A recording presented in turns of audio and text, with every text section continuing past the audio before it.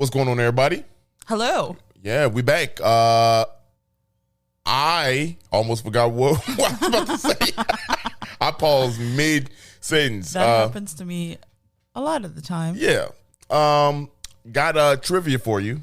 Got a trivia question. Okay. A trivia question. Okay. How many of you all know? Let me restart that.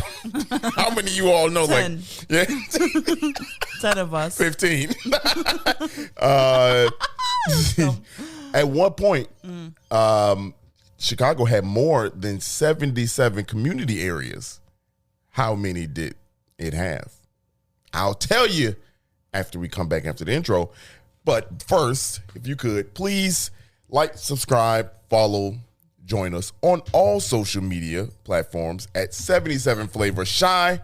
Also, follow us on 77flavorshy.com, brand new website. Hey, you can message us there. You can. We respond this time. Sometimes. No, it's fine.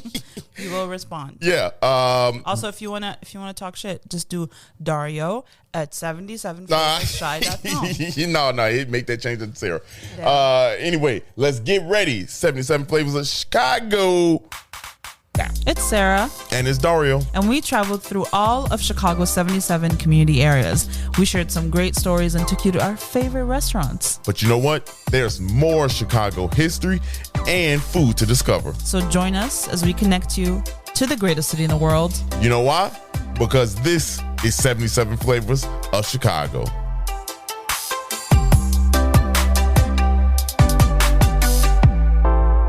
Yo. Our dog is losing it. We're having a case of the puppies today. He's having a crisis right now. He is having a crisis. I think he lost his toy. Yeah. It's right behind you. Yeah. Welcome back to another dope episode. How y'all feeling? Thank you for that answer. Oh, I'm answering on your behalf. for the people. Great. Yeah. Hey, how you doing? I'm good. What did we do this week? Oh, we had a lot going on this week. Shit. Yeah. It almost is crazy to think that it is. What day is it?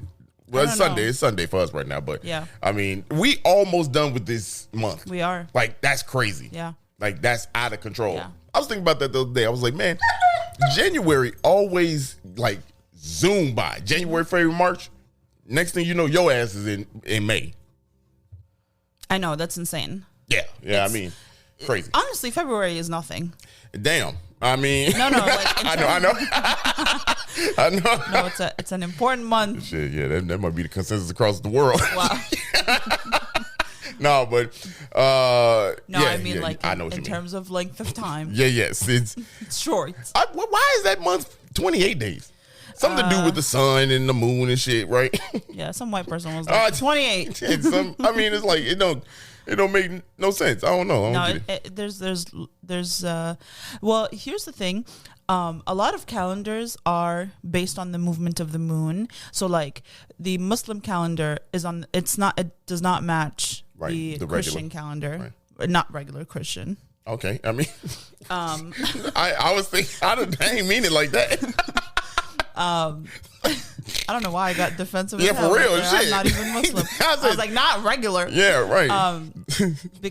Because I'm about to say the basic calendar you get in the mall. That's the one. That's what I was thinking. Right. Which is based on Jesus. Oh, okay.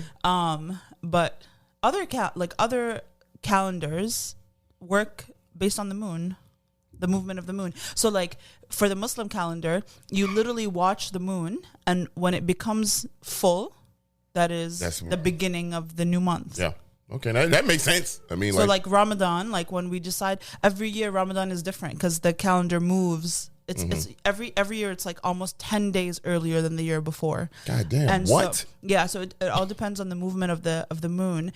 And I'm sorry, not full moon. It's a crescent moon. So you have countries like Muslim countries all over the world will monitor the moon, and if they observe a crescent moon, that means the next day is Ramadan. Oh, that's yeah. So you say it's 10 days. I'd be like, what day is it? It moves 10 days every year. Well, it moves 10 Christian calendar days every year. Wow. So how y'all stay on the same day? We don't. What do you mean? I mean, like I mean, like, if the calendars are different, I'm so confused. Well, because this is a good lesson. The start of the year is not. The start of the year isn't January. Oh, that's right. Yeah, right. That I do know. Yeah. So like you have like the lunar. So that's why it's not. Year is not January 1st. Right. Right. It's January 22nd. 24. Right. Right. So every like the calendar doesn't start on January 1st. Which by the way, happy Lunar New Year. Yeah. Yeah. The rabbit year. This is the rabbit year. It's the rabbit year. Okay, what that mean? It's gonna be a good year. Yeah, we about to be all over this place. If these calendars are any indication to you, is that time is man-made. Yeah, and right. It's arbitrary. Right. So if you feel like the start of the year didn't work for you, maybe the Lunar New Year could be the time where you restart things and do what you want to be doing. Or you could just do it any day. Yeah, right.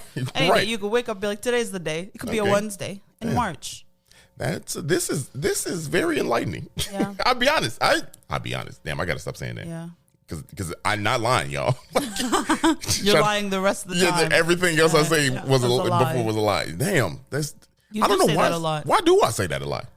I don't know. You know what I mean? Did people question your never question you as a child? No. Yes, mama and daddy. That's probably why. Everything I did. Let's unpack that. Yeah. No, let's not do this on the podcast. I'm gonna start tearing up, snot bubbles and shit coming out. Snot bubbles. All you gonna hear is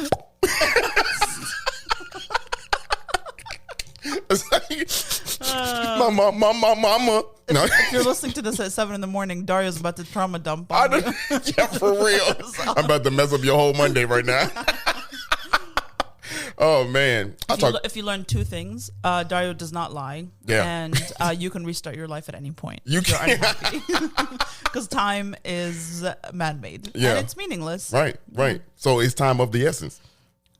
Ooh, that's a good one. In terms of like we end up dying, yes. What's going on with this podcast? This is a way different podcast. No. It's not like sad. No, it's not. It's just very. It's what gives life meaning. If life didn't end, it would have no meaning. It would you could just do whatever you want, whenever you want. Don't do that, boy. Be lawless out here. Yeah. You know what? I got a PlayStation. Oh yeah. Oh yeah. You know what? Sorry, y'all that listen and watch that. So Dario made a post on our Instagram. I got y'all ass. Dario was gifted a PS5. Early anniversary. Thank you. I love you. Present. I love you too. And so he made a little post on our Instagram saying that he will no longer be on the podcast and that I will be taking over full time. People were in an uproar. Yeah. And I am extremely offended. And here's the thing, not just like commenting on the post, but people will message us separately. Like, is this real? First of all, relax. You see you watch the full video. He pulls up a PS5 box at the end, talking about I gotta go throw this away. But also, it would be a little unhinged if it was just me talking to myself. Yeah, no, people do it all the time. Yeah, they're unhinged. You want to listen to a single person podcast? The whole point is like, I don't know, man. You can exploit your greatness. Hey, that's an inside joke. It's a joke. It ain't. It is a joke. Anyway, continue. But the point is, what's entertaining about a single person podcast? Really, not much. I've never listened to one where it's just one person. I didn't start listening. Except for Jay Shetty. I was about to say. He releases. I was just going to say that. Yeah, he releases one person. He releases his own, a single person episode, but they're no longer than like 15 to 20 minutes. It's just him like talking about a topic for 15 or 20 minutes. But Jay Shetty sounds so intellectual on their podcast. He's like, smart as hell. Do we sound like that? Like not like intellectual, because I know I be sounding goofy. I say I be. Anyway, no, but it's not goofy. No, it's not. I'm just saying like the audio, like our audio is good too. But like maybe it's listening to somebody else's podcast. He has a full professional studio. So do we. I know, but it just sit on one table. It's mobile. It's just mobile. But no, what I'm saying is like the audio, it sounds so good. And ours sounds good. Also, great. But we do things like, that's how we talk. We be having shit like this. Yeah. His is more like, my name is Jay Shetty. Thank you so much for he got the accent. Yeah. He got the accent be going crazy on it. Its accents sound better when it's focused on the microphone. That's actually colonial conditioning. Don't let What? don't let colonialism convince you that the British accent is great. No, Okay? no. You Damn. need to stop fetishizing the British accent. They're colonizers. I'm just saying. If you're British and listen to this podcast, thank you so much for your support. He shot out the Great Britain. We're gonna be on the charts next week. What? We're gonna be the great. Every time we say something about a different country, we end up on their charts. Damn. We was on Germany's charts all just because we Yeah, did for the real, the Chris Kendall market. We was on their charts for at least 2 weeks, almost 3 weeks. Crazy. Yeah, we was Japan when we did Avondale. Oh, yeah. We was on there for a week and a half. Why were we on the Russian one? To start the year. I mean, to start the podcast. When we started the podcast, y'all, we were on the Russian charts, like not just on there, we charted. We were like top 50, like at one point. And we were on there for like 3-4 months. Like no joke. When we fell out of the charts in Russia, I was like, this is perfect time. I have my my uncle's wife, her family lives in Russia, but that's the only Yeah, I don't think they listen to the podcast. They was holding us down for the first few months. Shit, we was on the charts heavy. You ready to? How's your PlayStation experience? Y'all, look, your boy's back in the groove. It came. I got the Ragnarok God of War game, and then I did the subscription to PlayStation Network. Sure. Whatever. Where you get games like they give it to you. I got that, and I got literally all the games I wanted. Yeah. That's out. So like I used to be a huge PlayStation fan. I've had every one, so I'm still a fan, but these shits cost $600 a piece, so you got to make a decision. God damn, don't remind me. Yeah. but I only wanted the PlayStation 5 for a few games. Yeah. Spider-Man, Gran Turismo, God of War, Last of Us, Tomb Raider, but Tomb Raider's on Xbox now too also, but just a few like PlayStation exclusive games. Yeah. And I'm back in the groove. I got all of them. Like Last of Us, I'm at the point in Last of Us because of I want the HBO series. I want to get into it. I never finished the game, but I'm back at the part where I left off at, and I keep dying. And I remember now why I stopped playing. What? Because you keep dying. Yeah, and your brother was broke. Your ego can't handle it. No. Your brother needed to pay rent, so I was like, hey, y'all can take this as PlayStation. This was back in the day. I was down bad. I was down bad. I was in a bad position. Damn. I had to sacrifice some things. The way I verify. Last of Us was the last game. That was gonna be the last of me. That's had to get that shit up. That's dumb. You know how I justify like big purchases? Mm-hmm. Is how many uses do you get out of it? So what is the cost per use? If the cost like I got a bonus at work last year, and so I bought the Dyson Airwrap as a gift to myself, and I was like, I have to use it enough that the cost per use is so low that it justifies the fact that I'm buying a fucking $600 blow dryer. Yeah. I mean, you use it, and I use it literally. It's my only tool. But hair be looking voluminous. You know what I'm saying? Okay, let's talk about it. Okay. But like, I'm looking at your Nintendo Switch. You don't use that shit for nothing. Don't do that. But that was a trade-in. That was a trade-in. Your cost per use for that is $300 a use. But I traded my old Xbox in. When we got the new Xbox. Yeah, but I had the old one, remember, and I traded that one. That was just sitting there. Your niece and nephew are the only people that use that Switch. Well, that's per use, but that was a $0 cost though. That was a trade. That was a swap. Mm-hmm. So we ain't losing nothing on that. Anyway, y'all ain't got to hear about our financial situation. But let's get in. It's not a financial situation. It's not. No, I know. But we talk about video games. This is a video game podcast Capitalism. Now. 77 characters of Chicago. Damn. Let's get ready for the podcast. Still have not changed the goddamn this the more you know. But anyway, let's make a new jingle right now. What would you Ghostbusters? Ghostbusters. Yeah, let's get it. Yeah, this do sound outdated because we so fresh now. I mean, but we'll figure something out. Y'all, if you haven't read by the title yet, we are talking about. You didn't give us the answer to the trivia, did you? Oh shit! Fuck. Why was your laugh like a little spray bottle? Yeah. The answer. The question is, Chicago had more than 77 community areas at one point. How many did it have? The answer, 80. The answer is 80, and you really not a real answer. But the process was when they first came up with the community areas. Yeah. The proposition, the guy that came up with it, he proposed 80 because at first they were neighborhoods. He was going by neighborhoods, and there were like over 400 neighborhoods, and that was too many, right, to kind of narrow it down. So he said, let's do it by the land areas. You'll hear about it in a second, and geographical like structure, rivers, trains, that kind of stuff. And so 80 was the number he came up with, 80 community areas. But then that was quickly narrowed down to 77. And that's not a narrow down. That's 3 less. And I think they just kind of took some of those like, that don't need to be. But as you all know, there was originally when that was, it actually went down to 75, I'm sorry. 75 community areas. Yeah, and then Edgewater split from Uptown. And O'Hare. And O'Hare were added. So look at me remembering things. Okay. Like I've been here for a year and a half. O'Hare, 76, and Edgewater, 77. So that's the answer. Sorry that it took took me 20 minutes. 12 minutes to get there. But we are talking about the University of Chicago, talking to the University of Chicago. Yeah, we're actually talking about the founding of the 77, or like how they came to be. Yes. We spent a year and a half visiting them and talking about them, and we were curious as to why. Why?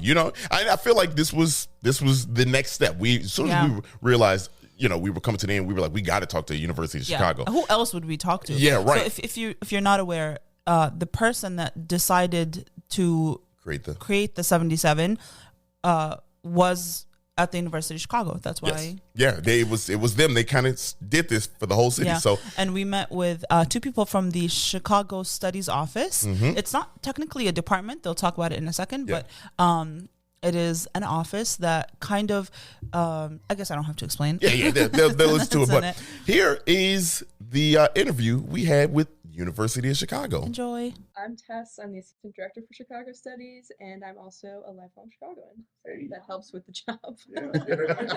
That's why we hired her. Yeah. The line that got you. Oh, she's in. And I'm Chris Scrable. I'm the assistant dean of the college and the executive director of Chicago Studies and Experiential Learning. Okay. Cool. Go ahead. What is the Chicago Studies Department? Yeah. So we actually aren't a department. We're this kind of weird unit that sits in the office of the dean of the undergraduate college. So all 7,600 undergrads at the University of Chicago. We're part of what's called the Office of Research and Teaching Innovations. And that office is broadly about, sort of promoting creative ways to study and learn while you're here at the university. Our focus is on kind of helping all the different disciplines to think about the ways that the questions and the theories that they have kind of map onto and can be enriched by engaging with the city. Oh, wow. So that's a very important, really cool. Yeah, that's like huge. It's a really cool gig, I gotta say, Kind of like behind the scenes, you like the... Very much so. How can whatever you're studying affect the city or be affected by the city? Bingo. And I think actually, if you think about like the history of the University of Chicago, that duality has been really important at various points. It's been harder for the academy to remember one or the other of those 2 poles. But what we're trying to do right now is make sure that dialogue is open and free flowing and rich and frankly easy. Because if you think about like a typical student schedule, it's a lot easier to do most of your research online. If you're a faculty member, it's a lot easier to stay at the level of books and theories, but to really actively engage the city and to really listen to the city and let it teach you and criticize you and raise hard questions about the field that you're teaching, that's a lot more work. So a lot of what we do is about making it easier. Tess may be a little bit more on the student-facing side with sort of co-curricular stuff that we do that engages students in just thinking about the city. And then my work tends to be a little bit more with faculty and departments thinking about the way that classes and disciplines more broadly can engage and be informed by the city. That's a very good pairing. Yeah. You know what I mean? Like honestly, that's because you got the student side of it, and you got the faculty. How do we come together? Because that's always been my struggle. Yeah. I never trusted the teachers. So if I had somebody to speak for me. And the dirty little secret there really is that frequently as not, it is the students and the students' interest and their questions that kind of leads where the classes go. So we're offering a class we've never offered before this quarter. It's about researching historic Chicago. And in parallel to it, we're doing a research project that we're leading that's looking in very great detail at the history of 55th Street, so right near the campus. And to our surprise, like, students voted with their feet and they filled the class, and they also filled the research project. And I was like, well, that's because everybody in the research project is taking the class. There's one student in common between those two groups, which means that the students are really interested in it. And that's data that I can take back to different departments and be like, hey, there's an interest. There's an We should interest. do this more often. But we also have a lot of faculty who choose to teach classes because they themselves are really engaged Chicagoans. They just have an interest, or they're working with a nonprofit, or they've got a connection in the city. And sometimes what we're doing there is like giving them permission to geek out about the city they love, even though their published research is focused in Cambodia or some other part of the world. This is a global institution. People think about lots of big stuff. But I used to, this school is like, I'm from Jordan and I grew up in Jordan, right? And then I moved here for college and I went to ISU. But I used to lie to my friends when I was younger and tell them my dad went to the University of Chicago. That's how much the school has had an impact on my life. He went to Southern Illinois, not the University of Very far Chicago. from here. But I used to tell people, I was like, yeah, my dad, he went to the University of Chicago for engineering. He did. But yeah. we have engineering, No, molecular engineering Right. or No, something he's a very civil esoteric. engineer. Yeah. Nothing to do with that. Yeah. No, for sure. Yeah. So you were talking about the importance of what University of Chicago is doing and like the connection to the people and vice versa, right? Which kind of brings me to the start of University of Chicago, which is kind of like been like that from the start. In 1909, we know that's when the university started. John D. Rockefeller gave $600,000 for this building to kind of be started, but this wasn't the first one.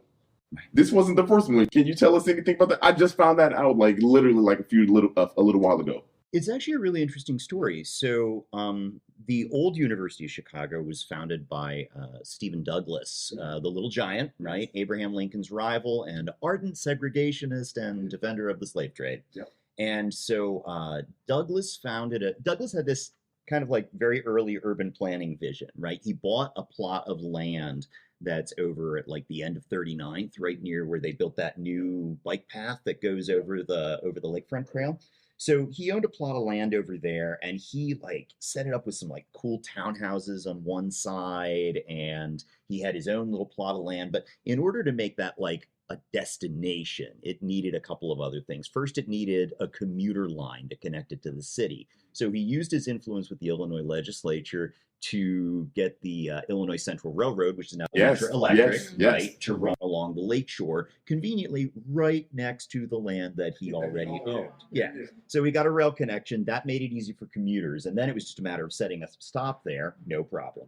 So the second thing that he needed was he needed to give the place some like cachet, right? So part of that was setting up some parkland around there, but the other part was to put an institution of higher learning there, because like obviously you live in a serious place if you have a university, and if your university was the University of Chicago, so much more official, right? Obviously that was a center that people wanted to be close to. So Douglas was doing this in like the 1850s, and the university kind of got started. It was affiliated with the Baptist Church.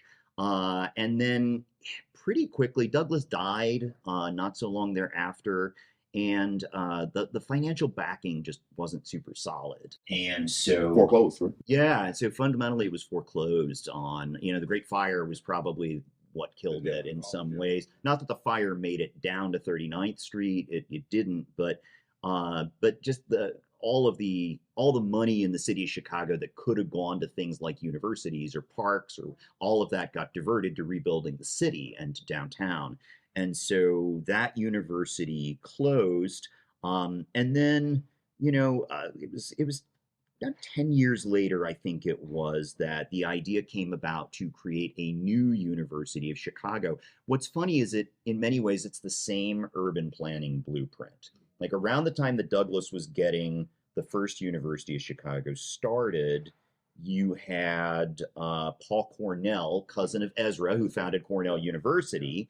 Paul Cornell had founded Hyde Park, the village of Hyde Park, which is where we're sitting today. And again, inspired by his good friend, Stephen Douglas, he was like, what I need is a rail stop, 53rd, Yeah. 7th, right? I need a rail stop. I need a park. Washington Park, Jackson Park, the Midway, all of that was designed to enhance the gravitas of the neighborhood. And I need a major academic institution. Just play And Sim so City. he just took it's exactly it. He just took the plot, and it was like, and then he started working to make it happen here. He brought in a pretty well-known up-and-coming educator, William Rainey Harper, to be the first president. Rainey Harper had some new ideas about education and the ways in which it should intersect with its surrounding communities. And so they founded a university here, which was originally just one building, Cobb Hall, that's next to us. And then they founded an extension for downtown, and that's now the Graham School of Continuing and Professional Studies. But kind of from the very beginning, the university had this idea that it was going to be an intellectual center. And the other thing that was kind of novel was that they were open to educating everyone. Women could enroll here, African Americans could enroll here. There were no limits on who could be a student here, which was pretty unusual in the time. Yeah, that's a very interesting, because we talk over these 77 community areas that we discussed. Yeah. We talk so much about the University of Chicago's role Yeah. in kind of defining what, kind of people see Chicago is. You know what I mean? Like it's a big piece. And so when we thought about talking about this subject, we have to come to University of Chicago. Is there any like remnants of the old university around? Because Douglas's personal wealth was so tied into the slave trade, the university has really, we have the name in common. I think at one point there were probably some volumes from the library of the first university that made their way here.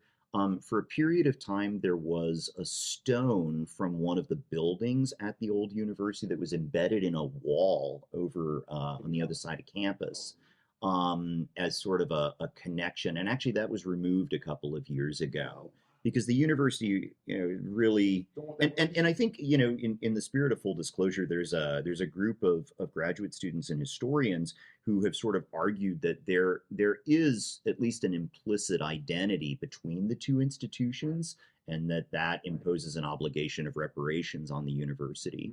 The university's kind of preeminent historian, who's also the dean of the college, John Boyer, he argues in his book that that's not the case, but I think it's still an open question. And, there are certainly plenty of things that the University of Chicago, in its role shaping the city, does need to answer for. And we'll probably talk about some of those as we get into the community areas. I really like the fact that the university kind of took that stance. You know what I mean? Because you can, perception is reality. And I used to hate that in retail. You know what I mean? When people are like, well, if you look mad, then you are mad. You know what I mean? Like, I'm like, no, I'm not. You know what I mean? As I'm mad. But when you think about this, you don't really think that there are two distinctions between old and new. You know what I mean? We know who Stephen Douglas was. We talked about him on the podcast. Mm-hmm. So to have that kind of, University of Chicago say, hey, let's kind of separate ourselves from that. We don't want that old hanging over us. I like that a lot. I mean, who wouldn't like right? Who wouldn't, right? As a black guy, all right. they were like, I'm on board with this.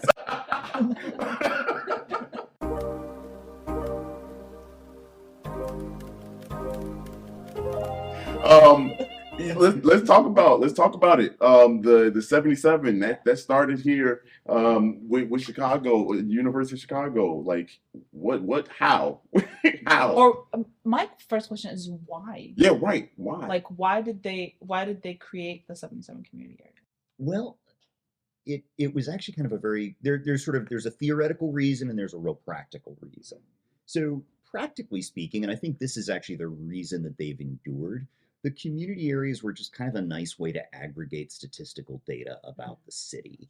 And if you think about it, there's lots of other ways that we could do that. Wards, or sometimes folks will use things like zip codes or census blocks, but the boundaries of those things all change. Zip codes is terrifying. You don't realize it, but zip codes actually move. Yeah. And wards, I mean, we all know that ward boundaries change all the man. time, That's a right? different And they're- conversation. and they're weird. So, like, you definitely don't want to use wards. So, one of the real practical reasons was just as a way of dividing up a growing metropolitan area and kind of, you know, standardizing the ways and through a collaborative agreement with the census, you know, census data always conforms to those community area boundaries, which has made them kind of enduringly useful, even though the theoretical foundation for them has shifted a little bit. So that's the second part of it, right? The theory behind it. So urban sociology, the idea of like studying cities as a phenomenon in themselves and studying the ways that human beings build and destroy communities in the context of cities, that starts here at the University of Chicago. And it really starts with two figures, a guy named Robert Park, who got here in around 1914, I believe, and a guy named Ernest Burgess, who was a student of Park's and then became a professor here in 1916. These two guys, with an increasingly large group of former students and collaborators, kind of were among the first to take sociology, which had been this kind of philosophical, theoretical armchair discipline, and begin informing it with experience in the real world. And, you know, the real world that they were conveniently exposed to was Chicago. It was right here. It was also super interesting to a lot of people around the world because it was this new city, right? It had burned to the ground not so long before. Right, exactly. And it had kind of come back up out of nothing. So there was this idea that like you could study a city almost from its beginning if you were looking at Chicago, but it was also convenient, right? So they started thinking about the ways that cities form and grow and develop. And they had this theory that human beings in cities would function a lot like other organisms, other animals and plants and so on in kind of a Darwinian ecosystem. So they kind of thought that, well, just the way that different species are kind of struggling with one another in nature, so too human beings are like competing for scarce resources in an urban space. And if you let that play out over time, they felt like it was going to sort of naturally lead to the formation of these kind of natural areas that would evolve based on geographical features and transit lines and sort of where jobs were, and that was going to lead to the formation of sort of groupings. So the community areas is what happened when Burgess, who was kind of the maps guy, Burgess took all of these factors that they thought were important and he put them all on a kind of a multi-layered map. And he and his students in like 1923, 1924, they created what they called the Social Science Research Base Map of Chicago. And in that, they recognized what they felt were 75 natural areas that they sort of assumed that over time, you know, human beings in the conditions of Chicago were going to kind of naturally form these 75 distinct subcommunities. They were overall in history mostly wrong, but it was still really convenient for aggregating statistical data. And so we keep using them. And then we start calling them neighborhoods, which they never were and never have been. You guys know the neighborhoods is a much more complex and much more on the ground phenomenon. It's crazy to think that that's how they thought about like people at that time. Chicago grew so fast in the latter half of the 19th century. It was really like 11-fold increase between, I think, 1850 and the fire. And then after the fire, there was this massive building boom because, again, clean slate. That's a great story. If you haven't talked to Carl Smith yet about what happened in Chicago after the fire, that's a great conversation. We got it on camera now. So. Not only did the whole downtown burn down, but all the paperwork burned, which meant that there was this massive land grab. So nobody had jurisdiction over anything. Well, the only people who could get their land back was people who could document a claim. And guess what you needed to document a claim? Education, wealth, status, powerful friends who could vouch for you. So whole communities were erased. Like the Gold Coast kind of exists on land. We don't know who was there before. Wow. We think it was a group of like immigrants who were kind of eking out their existence as fishermen, but we don't know because Potter Palmer bought it right after the fire. There was nobody to contest his claim. He was Potter Palmer, so everybody was going to be like, yeah, totally. Didn't he put in And it Lakeshore Drive became as well? He put in that conveniently, the city council decided right around the time he acquired that land, the city council came up with the idea of creating a pleasure promenade that would go right next to Potter Palmer's new land. Oh wow, convenient. Make It's it. crazy the way these things seem to keep Yeah. happening. Yeah, in yeah. Chicago. These people are like the Coincidences. OG Nepo babies. Yeah, it's totally true. That's amazing. The only I feel like if George Streeter was around to hear this, he would hate it.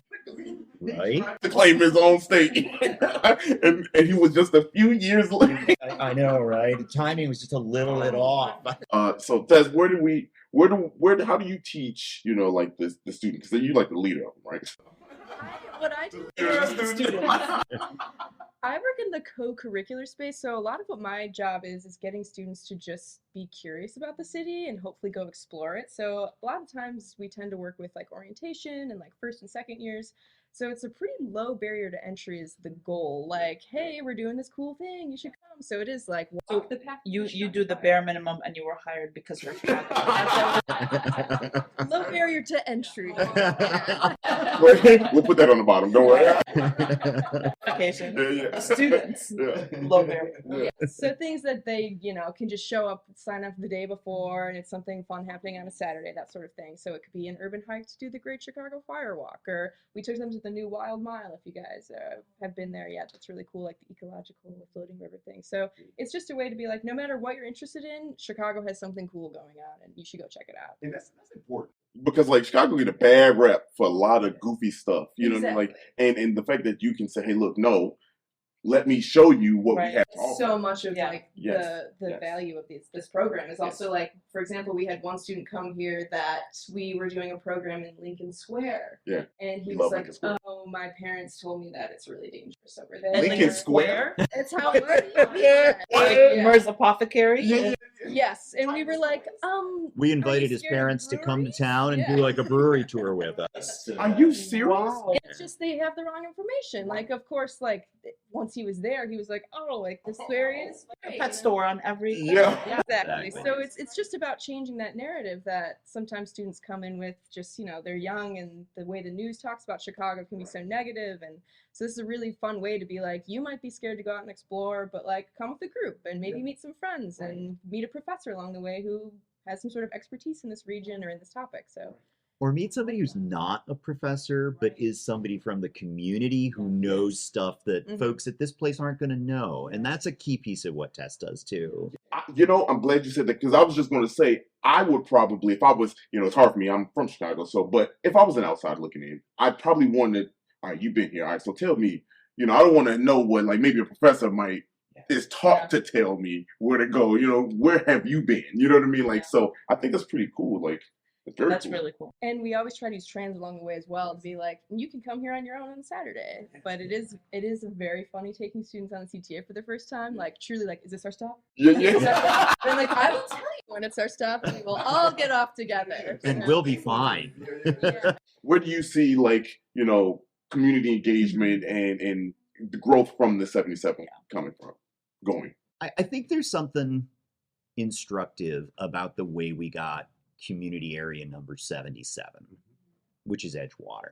So Edgewater had been considered just a part of Uptown in kind of the original 1920s formulation, but the people of Edgewater rose up and decided that they had a sufficiently different identity that they were able to actually persuade the powers that be that Edgewater was going to be its own community area. And I don't know a whole lot about that story, but I think that's kind of a cool thing, right? Because it's people who operating out of a, I suspect, completely different theory of the ways that human beings organize themselves in communities, were able to kind of express their identity and change the way in which they were considered.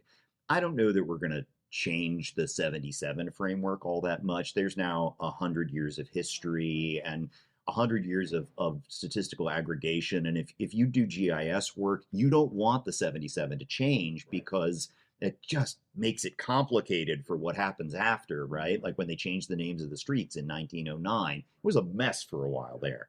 But I think maybe moving the focus away from talking about these statistical aggregate units to thinking more about neighborhoods, to thinking more about communities, and to thinking about the ways that like lines of identity aren't necessarily as geographically bound in the city of Chicago. I think we've gotten ourselves into a lot of trouble by like looking at particular neighborhoods and grouping them a certain way and making value judgments based on things that in some cases are very accidental, as opposed to asking people how they understand themselves, what they think their community is about, who they consider to be their neighbors, and what they think their neighborhood is.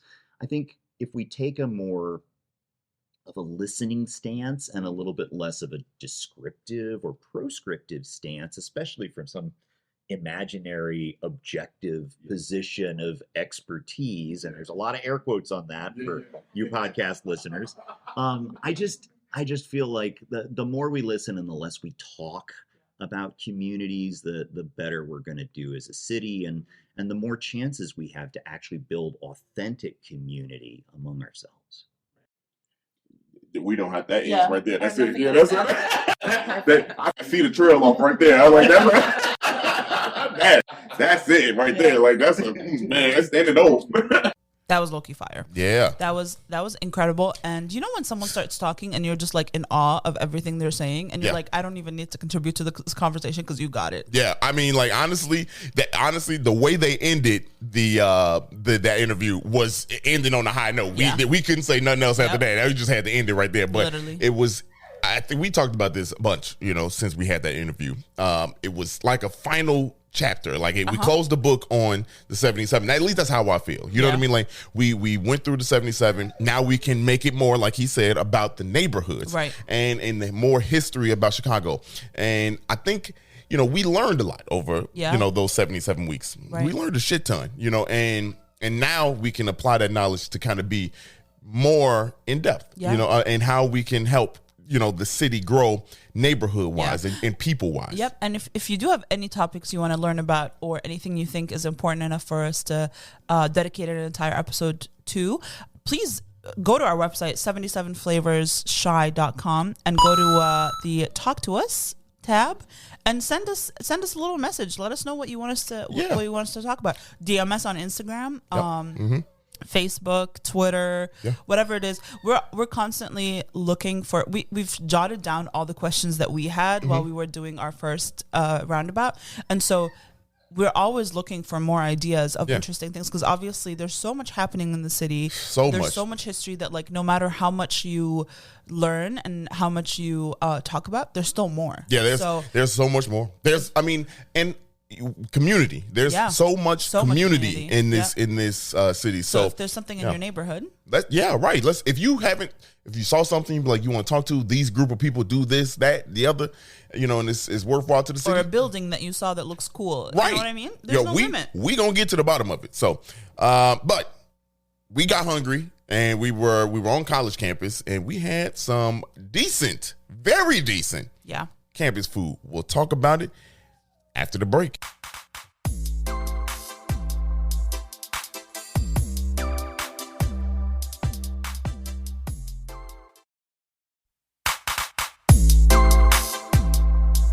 Welcome back. Yeah. To the food portion of this episode. Today we had a couple different things. So it was really cold. We got off the bus. We were going to campus, and you downplayed that cold. It was very freezing, cold. like it was very freezing. cold. And Ooh. we were dressed as if it was like 45 degrees outside, but in reality it was like 28, which is a stark difference. Stark. Well, you know what it is? Is stark applicable in here? 'Cause Yes. Stark is like visual, isn't it? No. Stark Well, it could be white. anything. Stark kind of means drastic. You know what I mean? Oh. Like, that's, at least I think so. That's how I use it. I don't know that just because you use it a certain way, Shit, it's correct. hey, it's right in my head. That's what she said. That's what she said. Anyway, it was very cold. Very cool. Yeah. And we walked from the bus. So we took the green line for the this was our first time riding. First the time green we're on the line. green. And we took the green line from, was it Jackson? No. Because we took it green line from Ashland. Oh yeah. We Yeah. took the green line from Ashland, and it goes all the way down Cottage Grove. to Cottage Grove. Or 63rd and Ashland. Yeah, and we got off Cottage at Grove. Cottage Grove. Garfield. Oh, sorry. Stop Yeah. saying things. I'm sorry. confusing me. Shit. Hey, you just following a brother. Yeah, for real. I'm trusting you and shit. Okay, we got off at Garfield, and then because we are not University of Chicago students, we couldn't take the UGO, which is their campus bus system thing. We took the regular bus, and we had a ghost bus encounter. Oh my goodness. Oh my goodness. And I was so mad. Here's the thing. This is not our first ghost bus. It's not. The bus that runs down Diversey is Habitual constantly, ghost bus. literally every other bus doesn't show up. The 70. If you're trying to catch the 76 from the From east to Diversey west? station, yeah, you done. Just walk. Yeah, yeah. Just walk wherever you're going because Right. it's not showing up. Yeah. But this one was like our first midday ghost bus. I don't know. It was just different other than the 76. You know, it was that first ghost bus on the And south it was side. cold, and we came up with this thing. We can't use it though because it's trademarked. Nah, no, we can. It's trademarked by a company in Colorado. Man, let them come here. They can. It's called Go Bussers. Ghostbusters. Ghostbusters. We both said it wrong twice. Yeah, sure did. Yeah, Well, I guess we didn't come up with I'm it. glad it's not trademark for us. That's why we don't got it. But anyway, so yeah, we got on the bus. It took us right to campus. We walked just a few blocks down to get to the like quad area and the building where we recorded. And before we got to the building, we had to stop into the bookstore. Yeah. And get something. Yeah. To defrost. Literally, that Yeah. was what it was. Literally. You had a chicken sandwich. Yeah. Which was drier than the Sahara. Try, boy. It was like imagine a grown man just choking you down the throat. Pause. Wait a minute. Wait a minute. Slow down. Nothing wrong. Okay. All right. Y'all know what I mean. Yeah. It was They like sure do. Well, I don't know what your preferences are. no. Maybe We you don't. what is going on here? Anyway, the chicken was dry. Is what we The were chicken saying. was dry. But it's campus food. You said the best thing about it was the brioche bun. Hey, that brioche bun was slapping. Yeah. I feel like brioche buns don't matter if they. Well, sometimes they could. I guess yeah. You still get the sweetness of it. You still get the sweetness of it, and as long as they're not hard, That's what she That's said. what she said. then it's good. Yeah, nobody likes a hard brioche bun. It's like eating a pretzel, but I'm so glad we're off the pretzel bun train because God, Yeah, but we wrote that too hard. too hard. Yeah. That's what she said. All right, that's enough. All right. I just had a coffee and a muffin. Yeah. It was average. What's weird about the coffee was so bad. It's campus. But the thing is, it says it serves Starbucks things, the Yeah. cafe, like fully. Like they make It looked like a Starbucks mini drinks, Starbucks. Yeah. but they have big signs that say we are not a Starbucks. But they literally have like their menu is a Starbucks menu. Yeah. Anyway, it was very weird. Yeah. But after that, we got some footage. We got some drone shots. Drone shots. And if you want to watch all of that, go to our YouTube channel and watch the full video. You can actually watch the interview. You can watch literally everything. Yeah. Right. Behind the scenes. Yeah, behind the scenes, all of that. But Because this was a good behind the scenes. it was. No. this one. It's still good. So Actually, it wasn't that good. No, so much shit. I know. But then we went to our actual restaurant, Yeah. which is Saucy Porca. Okay, Saucy Porca, right there, right off campus. Not off campus. It's like basically still on campus, but it's an independent restaurant. It has nothing to do with the school. Is what I meant by off campus. Yeah.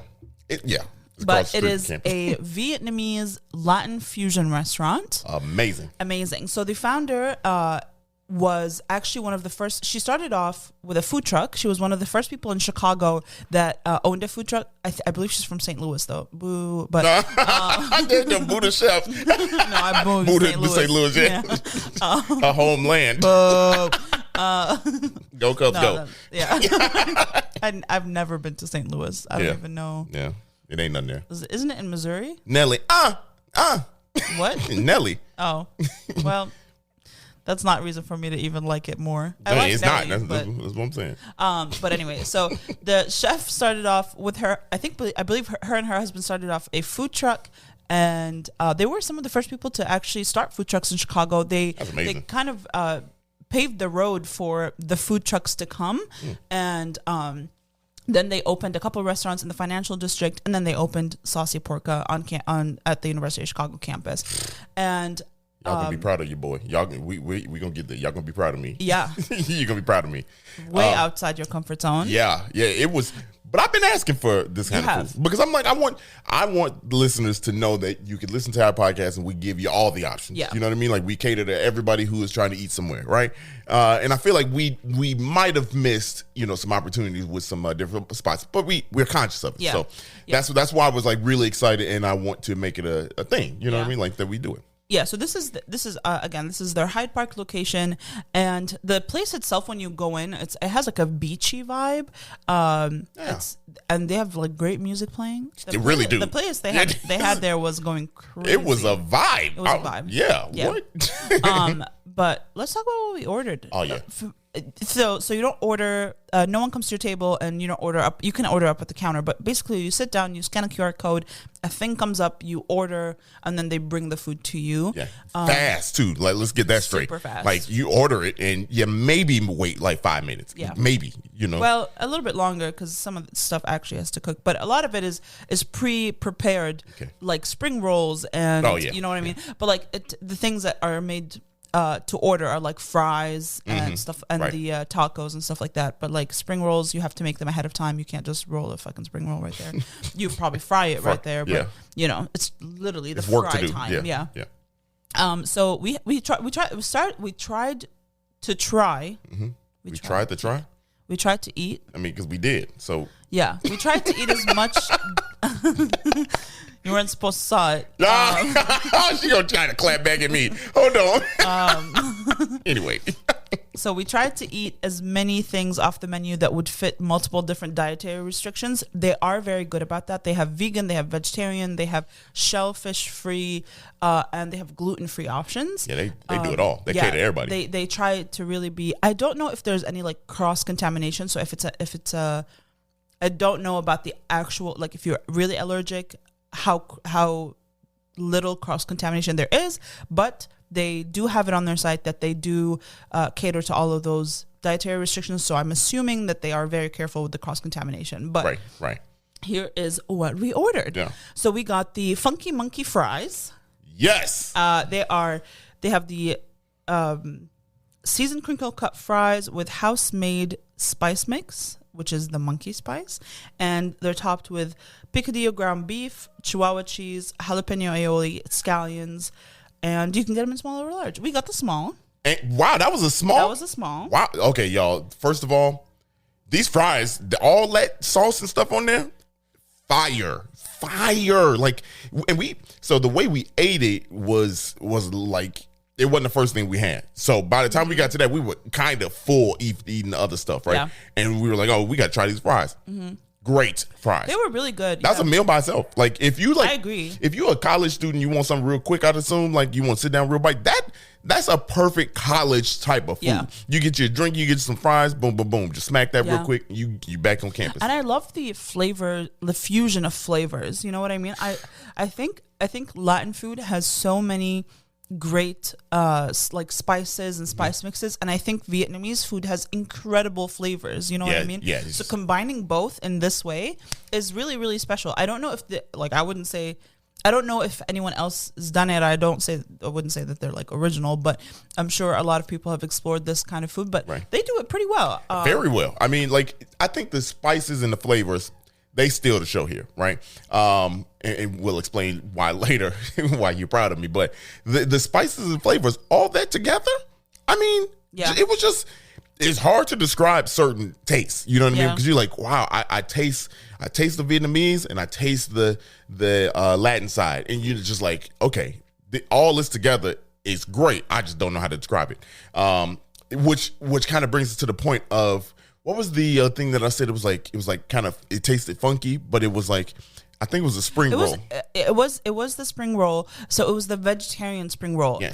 And we'll get to that in a second. But before getting to that, I want to talk about the tostones, which are fried green plantains topped with pineapples, salsa,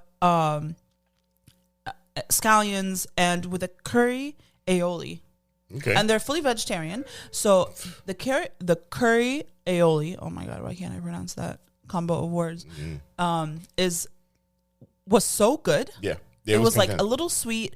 It was really, really It had special. corn on it. Yeah. It had the corn. No, it had pineapple. Pineapple. That's right. And that sweetness was all you needed. You know, it was to me, like, I don't like all the additives on there. I just want to get to the real thing. But you got to take a bite with the Yeah. pineapple, because I think it's a great addition. it mixes the flavors of the pineapple mixed Yeah. with the plantain. Yeah, because the green plantain is not as sweet as a ripe plantain. Right. So you're not getting like an overwhelming level Plantain. of sweetness. Yeah, yeah. So I think it's perfect. And then you get a little bit of tartness, like a little sour from the pineapple. Yeah. I think it's like the perfect combo of flavors. It's and great. with the curry, it's really great. It was great. I mean, like, all of that was great. Yeah, I loved it. And then we had the egg rolls. So we got 3 different kinds of egg shit. rolls. Each egg roll is $2.85. It's cut in half, so really you're getting like one pretty large egg roll for $2.85. And we got the chorizo, Okay, great. which is it's chorizo, sweet potatoes, chihuahua cheese, red cabbage, and onions served with a jalapeno aioli. And what did you think of that one? I thought You said I think I can't remember which one was which. No, I definitely remember. Okay. I mean, I remember all the foods. They were that distinct. You know Yeah. what I mean? Like, they were all that distinct. But I liked all those egg rolls. Yeah. And the reason, so to me, the chorizo one was like probably the most normal one. Yeah. I don't know. Normal is not the word. I'm not using it in a bad way, but it's just like, Yeah, yeah. that was like basic, right?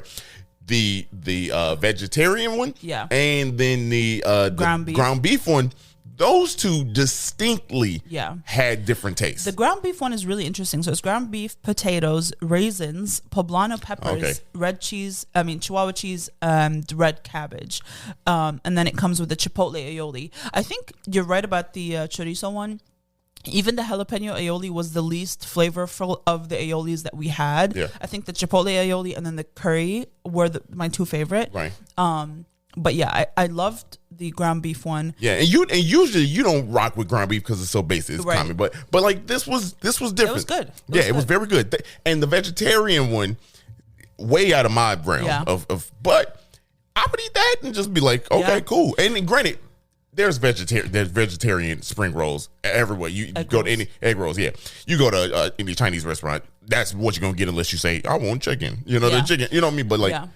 so, but this flavor though. You know what the ground beef one kind of reminded me of, and not exactly, but kind of, is the sweet beef empanadas.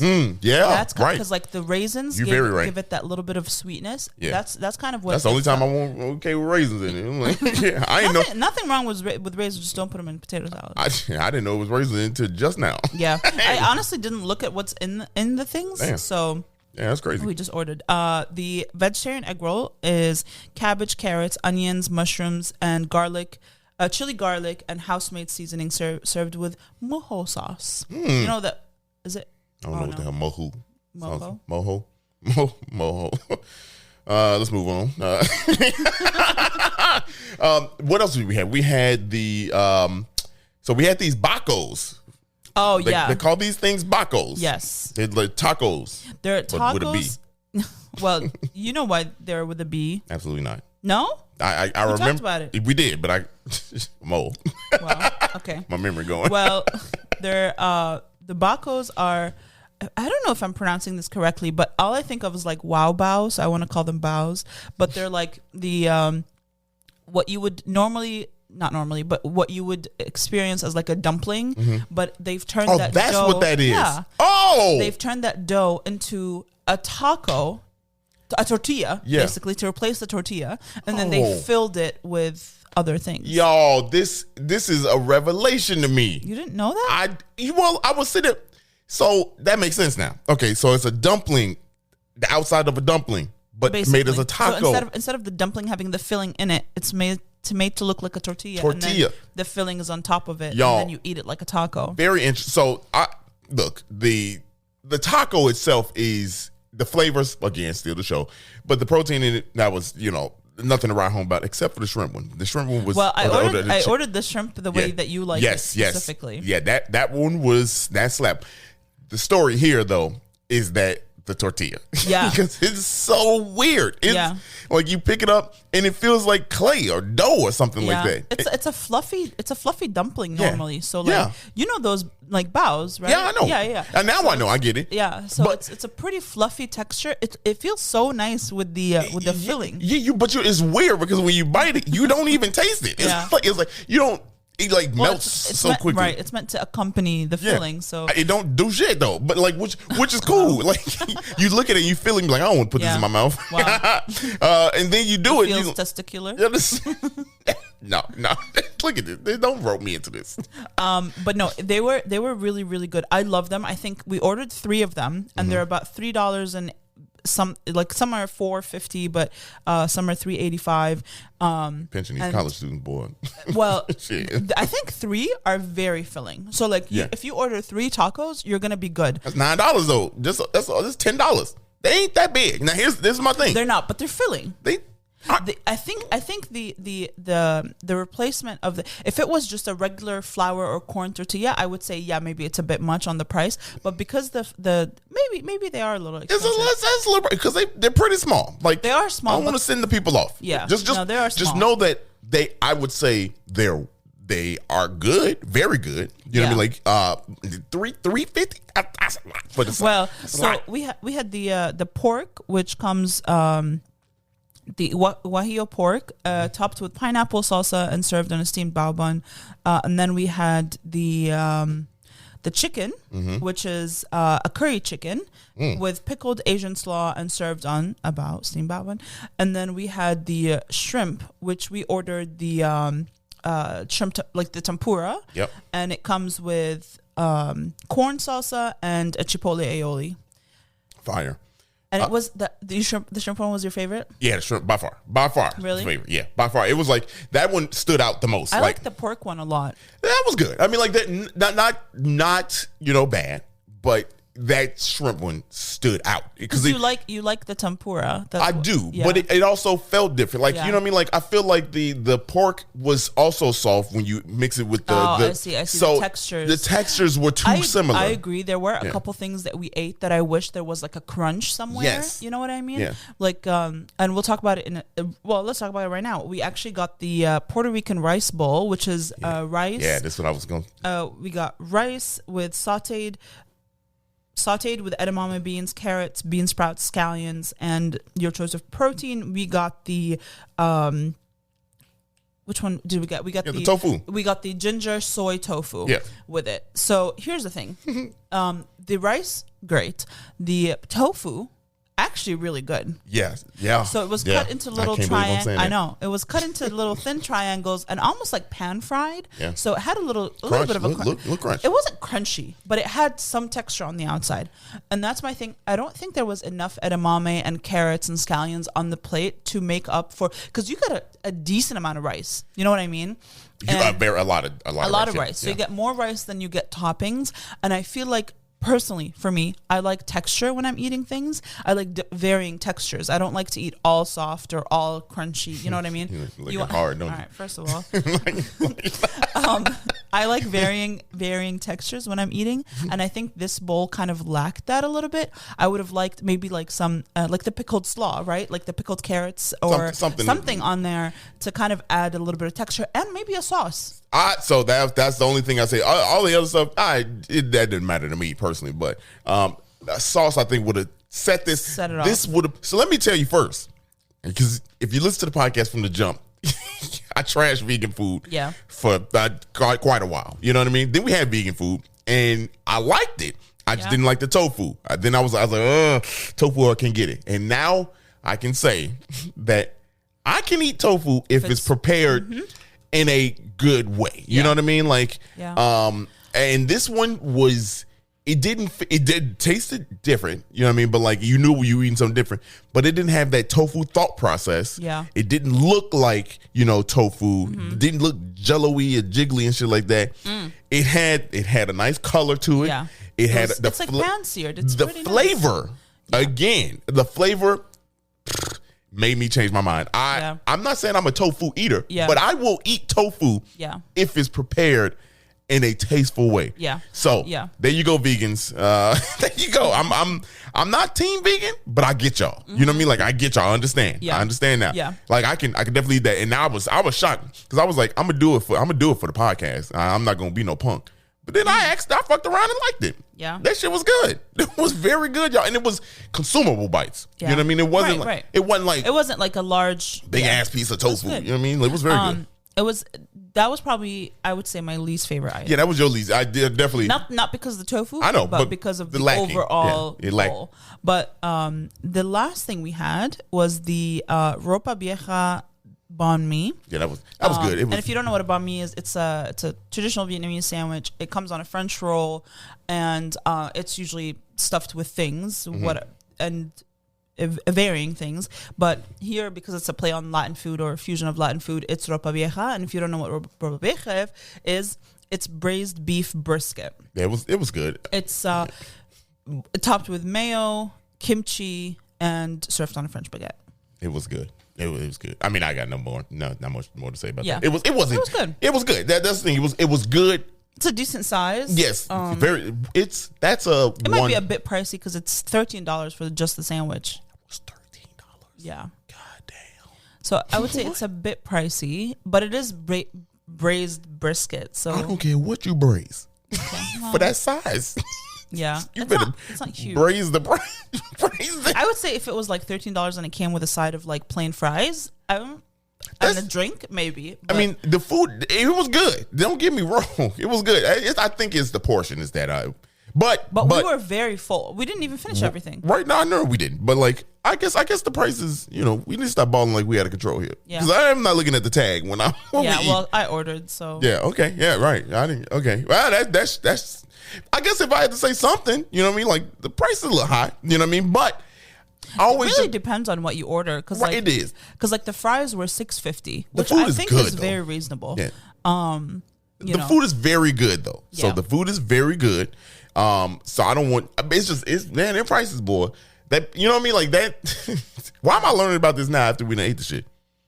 I don't know. Anyway, that's it. I'm done talking. But yeah, so check them out. They're in Hyde Park. They're in South Loop. They're in St. Louis. Nah. If you're also in St. Louis. Womp, womp. But yeah, we enjoyed it overall. Sure it did. was pretty good. It was a different fusion of foods that we haven't had before, and I think they went very well together. I did. I 100% would recommend this. I Yeah, definitely try it out. Just be cautious of the price. Bring your checkbook. And don't. And you can easily overeat here. That's the for thing. sure. Like 'Cause- because like you're going to get full of Yeah. certain things. You know what I mean? Like so just be mindful of that when you. I would say you can. Each person can. Because they also have things like pho. They have. You're right, yeah. They have gumbo. Like Yeah. Apparently with that gumbo Yeah. was slapping. so, they have other things on the menu that we did not order.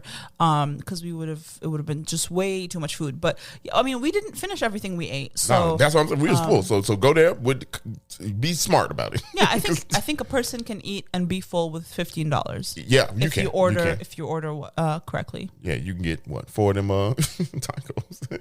That's and a I drink. think that's way more than enough. That is. Yeah, it is. Okay, I'm done. I'm done. All right, cool. Well, if you enjoyed this episode, send it to someone you like. Thank you so much for listening. We appreciate you. And if you did not like this episode, That's it. That's too bad for you then. Dario's quitting the show. We'll see you next Monday. Bye. Bye. Hey, thank you so much for listening. We really hope you enjoyed that. Please follow us on all social media at 77 Flavors Shy. And if you have any ideas and things you want to learn about, please email us at media@77flavorsshy.com. Yeah, and if you could, also head on over to our YouTube channel, same thing, 77 Flavors Shy, and give us a follow, give us a like, and give us a good rating there. Make some comments. Only Go ahead if and you like subscribe. it. We love y'all. See you next week.